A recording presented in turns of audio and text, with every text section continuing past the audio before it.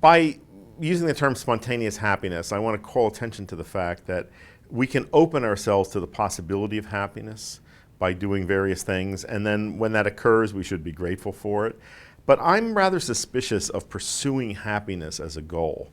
The word happiness comes from an Old Norse root that means luck or fortune, which suggests that people traditionally have associated happiness with external fortune. I don't think that's a good place to look for it. And in fact, if I ask most people what would make them happy, most people think it's getting something that they now don't have. You know, a new car, a better job, a lover.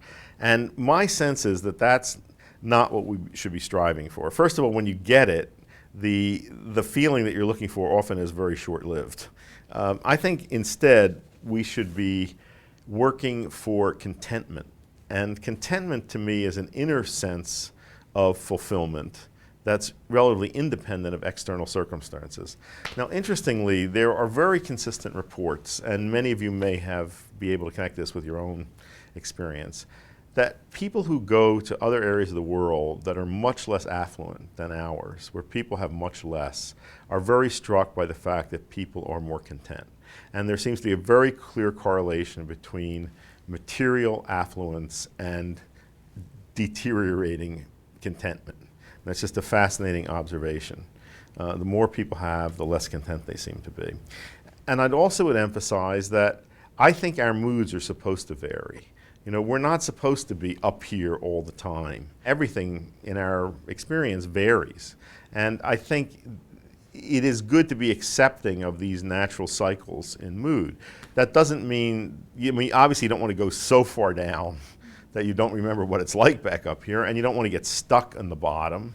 But I think it is natural to cycle through this. Also, I've come across some other very interesting research from the relatively new field of evolutionary psychology, which attempts to explain our mental states in evolutionary terms, that sees value in depression, and even suggests that natural selection may have chosen a depressive trait in human beings.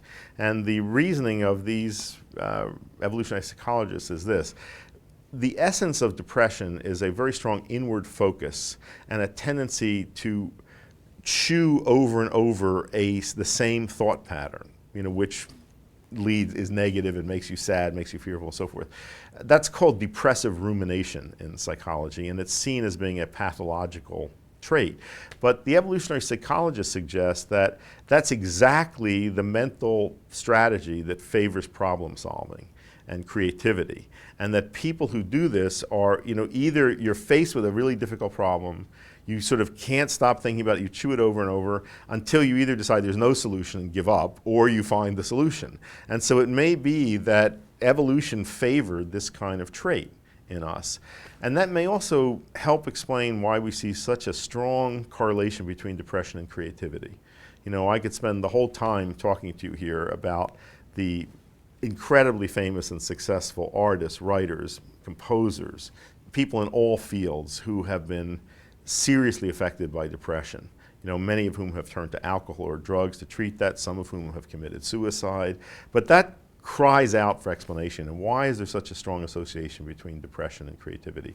And the answer may be somewhere in here, that tolerating a certain amount of depression or being comfortable with low moods from time to time, there may be value in that.